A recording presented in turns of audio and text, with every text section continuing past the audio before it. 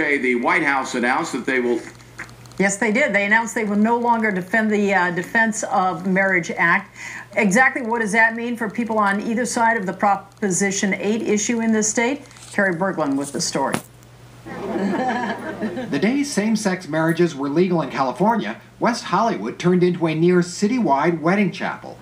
But then came Prop 8, and legal challenges and judicial decisions as the issue moved up the court system.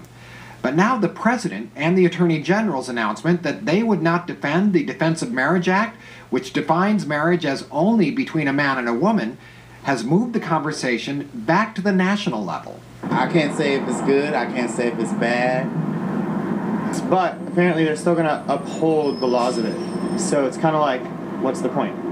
You can understand why people on the streets of even neighborhoods like West Hollywood can't fully appreciate the impact of the President and Attorney General's decision yesterday, when even lawyers who have been battling for same-sex marriages can't predict where it will go from here. It's been an about-face on how the courts should approach laws that disadvantage gay people. Obama and Halder's move is akin to Schwarzenegger and Brown's refusal last year to defend Prop 8 here in California. It signals a change in tone, perhaps, but not the law. What is the justification? What is the reason to say state allows two groups of people to get married, gay people and straight people, and the federal government will treat some of those people as married, but not others of those people as married?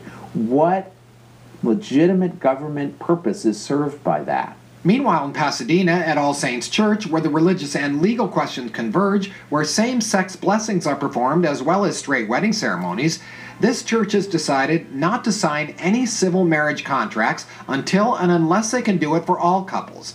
But the Reverend Susan Russell says that is her church's decision, and the state and federal questions about who can and cannot get married is a completely separate conversation. The First Amendment protects the church down the street who may choose not to bless civil marriages. It's apples and oranges to talk about the sanctity of marriage and then talk about taking away equal protection. The president says his opinion of same-sex marriage is constantly evolving. Though he is still personally against it, he is not legally convinced. I'm Carrie Berglund, Channel 4 News. Take a look at this whole